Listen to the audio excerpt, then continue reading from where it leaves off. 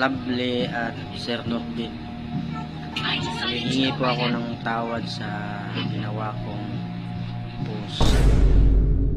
So ito na mga kapenyo, update nga tayo dito kay Norbin at Lovely na kung saan kahapon lamang ginawan ko nga ng reaction video ito about nga sa pagdedemanda na itong mag-asawa, no, o mas kilalang Team Kabugok para dito kay Joey. Ito nga si Joey na nagpakalat nga ng fake news na kung saan talagang ikinagalit po ito neto ni Norbin at ni Lovely, no, at hindi po nila nagustuhan ang mga nagpasiklab nga nito. Kaya kita nyo naman mga kapenyo sa ating comment section, napakarami rin pong nambabash ngayon dito sa Team Kabugok dahil inakala nila na si Norbin talaga yung masama ang ugali. Pero sa kabila ng yon mga kapenyo, hindi naman po pala talaga totoo yon, no? Pinabulaanan po ito ng mag-asawa at sabi nga na ito ni Lovely, kung meron man kayong titirahin, wag na lang yung asawa ko kasi napakabait nga raw ng asawa niyang si Norbin. At tara mga kapenyo, pakinggan nga natin itong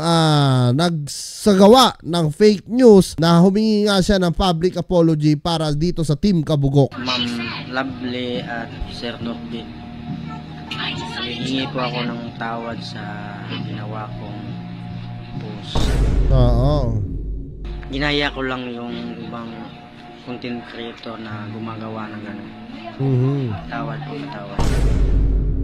Ito po kasi talaga ang hirap ngayon sa mga content creator. Hindi katulad nung araw, nung panahon namin way back 2018, no, 2017. Talagang reaction video lang talaga, no? Hindi yung iba kasi ang ginagawa ngayon, kukuha ng video, buong video hindi na nahiya dun sa talaga may-ari, no? Buong video. Tapos ang gagawin, buo yung video na yun, malaki talaga yung size. Tapos sila maliit lang doon sa gilid. No? Minsan naman yung iba nagpapakalat ng fake news gaya nga nito, yung talagang malupit doon, kunwari Asian Fuckboy, gagayahin talaga yung buong pangalan Asian Fuckboy, tapos yun yung gagawing main page, no? Yun yung gagawing pang post. Yun ang masakit ngayon, no? Kaya nga ginawa ni Facebook ngayon, nilagyan nga niya ng badge, no? Yung blue check, no, para hindi na malito yung mga tao, para malaman ng mga tao kung ito ba ay totoo o hindi. Pero ang problema lang din kay Facebook ngayon, hindi po lahat binibigyan niya ng blue check. Minsan sa dami po na nag-apply, dahil nga alam naman natin milyon-milyon na ang content creator ngayon, hindi po lahat-lahat na-check o na-aprobahan nila, no? Kumbaga mag-aantay ka rin, waiting list ka talaga. So pero ang maganda lang doon, malalaman pa rin ng mga tao, no, kung legit ba itong page o hindi. Ang problema kasi dito, parang na-blop tayo lahat Kahit nga ako, akala ko talaga si Asian Fuckboy yung nagpakalat nun. Pero at the end of the day, fake news pala. Ito pala, no, si Joey. Kaya ngayon, todo public apology siya dito nga sa Team Kabugok. Para matapos na yung issue na to. Siguro alam niyo naman yung mga post ko nakaraan, ano? Ilabas natin yung masama ugali natin. Tulad ng gustong mangyari ni Joey Gornes ba yun? Bia, saan ka na? Para matapos na yun sa issue na to. Ano ba meron? Yung mga post ko ngayong araw medyo hindi okay, di ba? Parang hindi ako. Kasi nga, binigyan namin ng sample yung mga trolls na gumawa ng mga post na ganito. Oo nga naman mga kapenyo, no? Alam mo, sa totoo lang, napaka ganda rin ang ginawa nito ni Lovely at nito ni Norbin, no? Na kung saan binigyan nila ng leksyon, no, yung mga ganito nagpapakalat. Kasi yung iba akala nila kikita sila ng pera, pero hindi nila alam may nasasagasaan silang tao pa. Tapos pangalawa, no, yung katulad nga nito mga kapenyo, no, na ginagaya niya yung pangalan ni Asian Fuckboy na hindi naman talaga siya. So kawawa din naman, no, yung taong, alam mo yon, yung taong nababash, katulad niya, nabash si Norbin dahil akala ng lahat si Norbin ang masama ang ugali, na pinalayas niya si Fuckboy. Kita nyo naman mga kapenyo dun sa vlog natin na inilabas talaga ni Norbin yung tunay na nangyari sa kanila neto ni Asian Fuckboy, na kung saan pinapili pala niya ito. no, bago niya paalisin. Kasi namili naman si Pacboy at ang pinili nga niya doon sa kabilang grupo, kaya sinabi ni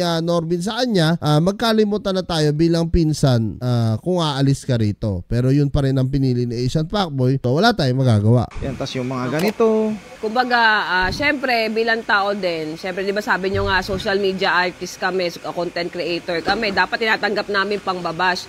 Guys, tanggap namin yung mga pangbabas talaga. Totoo yun. Ang tagal lalong-lalo na ako, ang tagal ko hindi kumikibo sa mga basher. Kasi nga, yun yung pinapakita namin sa video. Ganun ako bilang asawa mo. At least binabas nila ako, yung sa'yo lang. Yung pagiging asawa ko lang sa kanya, yung bungangera ko, binubugbog ko kasi Norby araw-araw. Siyempre, may feelings din kaming mag-asawa, lalo na ako, buntis ako, may hormones ako. So, hindi ko na nakakaya yung mga nasa comment section, yung sobrang below the belt na talaga as in. Totoo yan mga kapenyo. Actually, pag buntis talaga, maselan yung iba, hindi naman lahat. At yung iba naman, irritable. No, lalong-lalo na yung ganito, nababas sila, no, yung Team Kabugok dahil sa kumalat na issue na yon, talagang sila yung apektado dito, no, lalong-lalo na si Norbin at lalo kay Lovely kasi buntis pa. Siyempre, bilang asawa, si Norbin, ayaw rin niya na i-stress yung asawa niya, kaya siguro napilitan na sila talaga magdemanda, no. Sabi nyo na scripted lang, na para daw kumita ng ano. Para daw kumita. Guys, alam ng mga content creator yan kung may kinikita pa ba sa FB. Oo, totoo yan.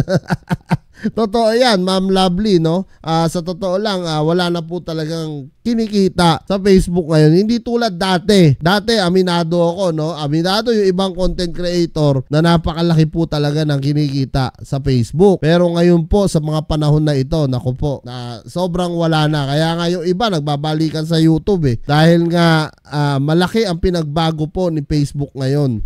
Sobrang, kahit mag-million views ka ngayon dito, kaunti na lang po talaga ang kikitain mo or ang earnings mo. Hindi na po gaya talaga nung araw, nung panahon namin, way back Battle of YouTuber, talagang ang lalaki po ng kitaan noon. Kaya unlike ngayon, ito po siyempre kung passion mo, no, mahal mo yung ginagawa mo, malaki man o maliit ang kita, gagawin mo to, no. So yun lang po yung iba na ginagawa ng content creator, bakit sila nananatili pa.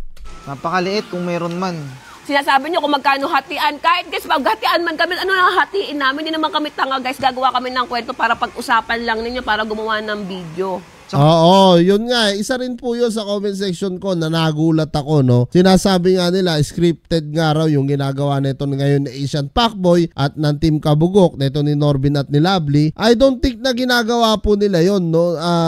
Ako sa tingin ko, seryoso talaga yung kanilang pagdidemanda, no. Wala pong ganun na pangyayari yung hatian. Kasi kung sa yaman lang, etong si Norbin at Lovely, nakakuha na to nung mga panahon nila sa social media, nung kalakasan pa ng Facebook, no, ang laki na po ng kinita ng mga to. I don't think na wala silang ipon. Sa palagay ko naman, maganda na rin ang kanilang mga kabuhayan, negosyo. Ito siguro ang pagbablog nila, ginagawa na lang po nila to dahil nga hilig nila, mga kape, yung passion nila to dito sila sumikat. So, gaya nga po ng sabi ko, maliit man o malaki ang kitain nila, dire-diretso pa rin ito dahil ito na po yung naging buhay nila or ito na rin po yung nagpaangat sa buhay nila, no, kung nasaan man sila ngayon.